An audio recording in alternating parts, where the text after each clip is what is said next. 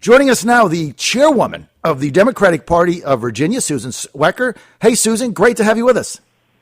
Hey there, good morning, and I'm happy to be with you, and thanks for the invitation.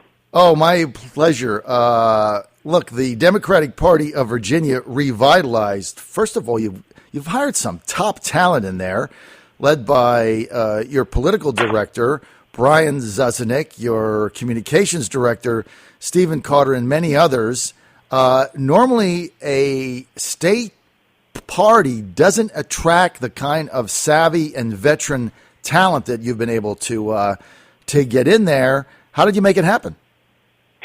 We're really proud of our young, energetic, and enthusiastic staff. And part of it is one of the reasons I ran for party chairwoman was I wanted to build, and you know, I've been around for a while, but I wanted in Democratic politics in Virginia. I like to say I was born a Democrat, and then I'm a Democrat by birth and by choice. But one of the reasons I ran was I wanted to work with Governor McAuliffe and the Democratic leadership and the party leaders, activists, Central Committee, to build a infrastructure for not just now but for the future.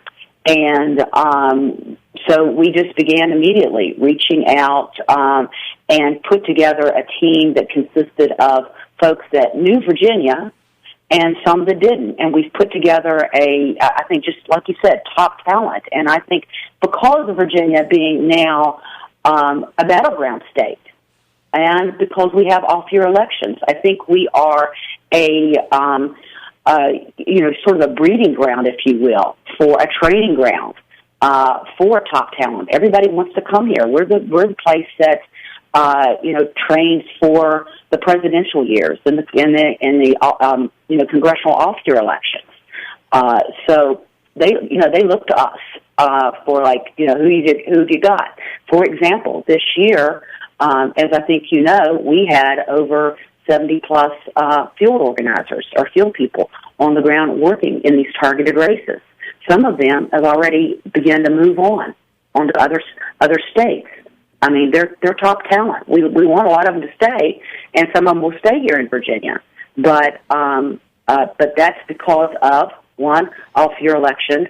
Thank you, Bird organization from back in the day. Mm-hmm. But also, I just think Governor McAuliffe and the enthusiasm, and when he says, it's great working with him as well, because when he says I'm all in, it's not just words; he really means it. Well, and go ahead. He helps us put the pieces in place that enabled us to do the things that we needed to do, the infrastructure and the data and the technology and the modeling. We expanded upon the modeling program that he put together in his 2013 governor's race. Mm-hmm. That was good for now, and it's going to be good for in the future.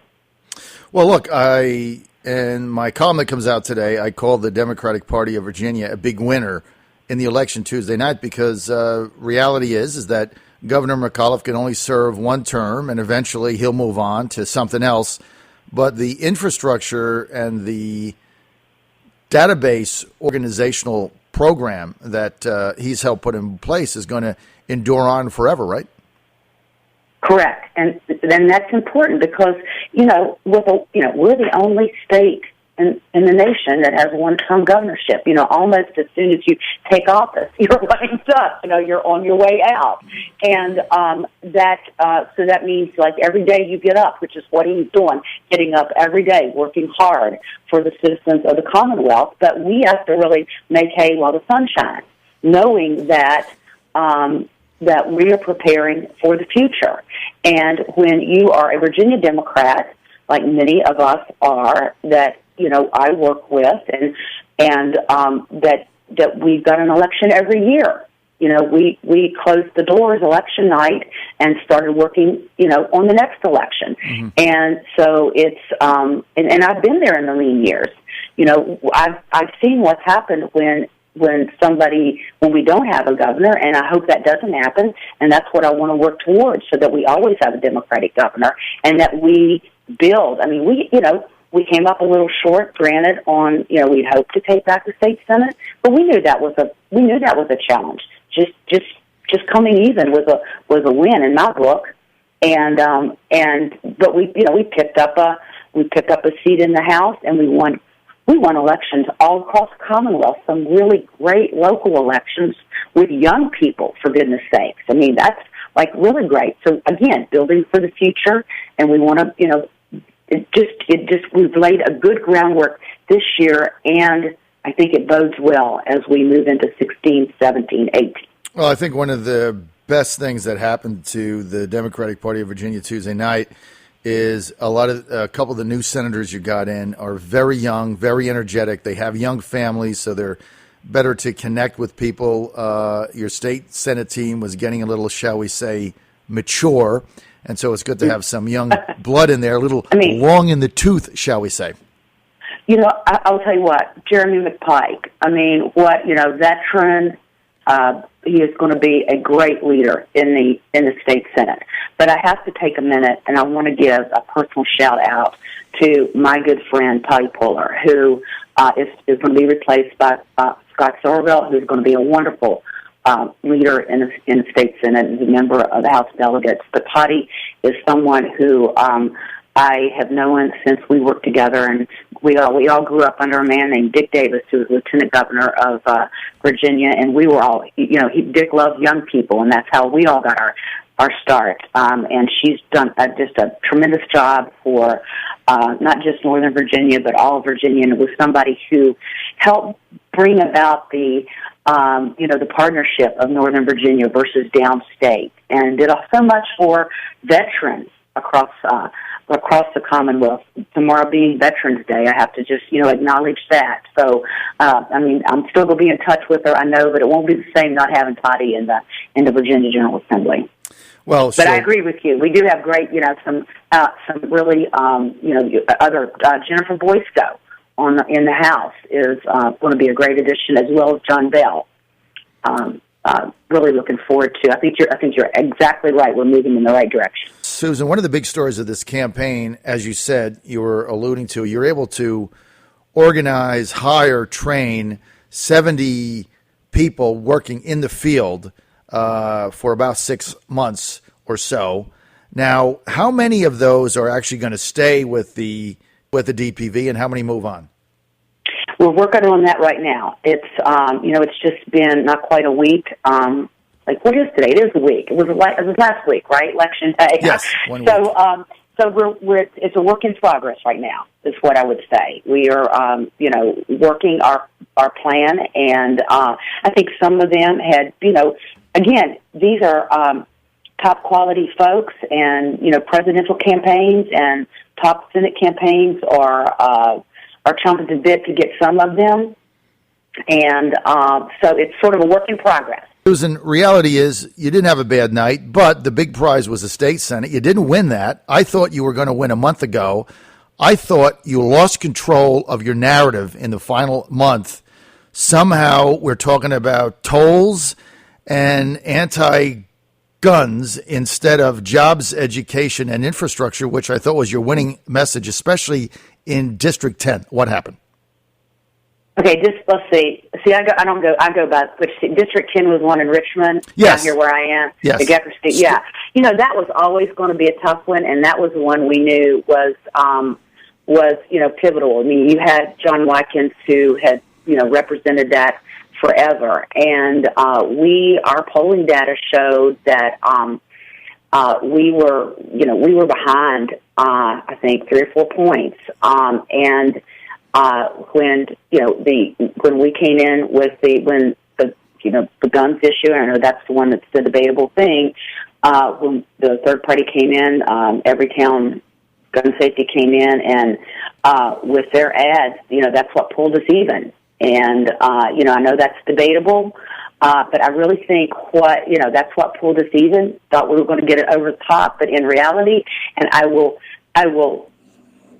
I guess I would say I will wait and see if there's other data that comes out. But really, in reality, I think what happened is Powhatan County had an inter-party battle out there. It was Tea Party versus regular Republican Party that upped the vote, and it was that really turned out the vote, and there was just that was an anomaly, and let me just add also, I think this was one thing that this is, and I would say the Republican Party did this very well. They cleared the field and put up an extremely attractive candidate who had a very attractive family, and they had very good ads. I mean, Glenn Sturdivant was a good candidate, and he is a moderate-looking candidate in the profile of a John Watkins. Now, I think his challenge, I would say, is going to be what kind of public servant, what kind of state senator is he going to be when he goes down there to caucus and vote? Is he going to be the John Watkins, or is he going to vote like Middle Resolution Tea Party that backed him, and that's how he got the nomination and how they cleared the field? Which senator is he going to be? And that's the challenge that he's going to have. But I would say they, chalk one up for them in clearing the field, not having a primary, and coming up with a candidate that, had some really good bona fides in the city of Richmond. Well, Susan, the era of the moderate John Watkins, Walter Stoss, senator in Virginia for Republicans is gone. I'm not even sure Tommy Norman is going to survive as the majority leader, especially if he becomes finance chair. I think conservatives or middle resolution, if you will, that faction is going to dominate the state Senate in Virginia. Mm-hmm. So new guard in, old guard out. However, we're going to agree to disagree. I think if you don't run Bloomberg's ads in Powhatan and Chesterfield County, I think you would have won, and I've said that. So on that we can, we're not going to agree on everything. Now, I've got one more minute. You've compiled this great database that is going to endure on forever. Did you really start to see the results of that on Tuesday night? Yeah, I think I would like to say yes. As things start to come in, but I think I would feel more comfortable in saying that the next step, just the next step would be like early next year when the voter data, from the election board comes in. We're going to, work to match up our universe with, what actually happened. And then, I feel more comfortable with looking at that and going, okay, this is really what happened, and then we'll move forward with that. But I think what we were also really pleased with, and I know we're short on time, is that, is the, Loudoun County, where, 3 Democratic board members, who won the chairman of the board, things like that. You really had a great night in Loudoun County, and except for Corey Stewart in Prince William County, we're out of time. I want to thank Susan Swecker for being with us. Thank you, Susan, so much.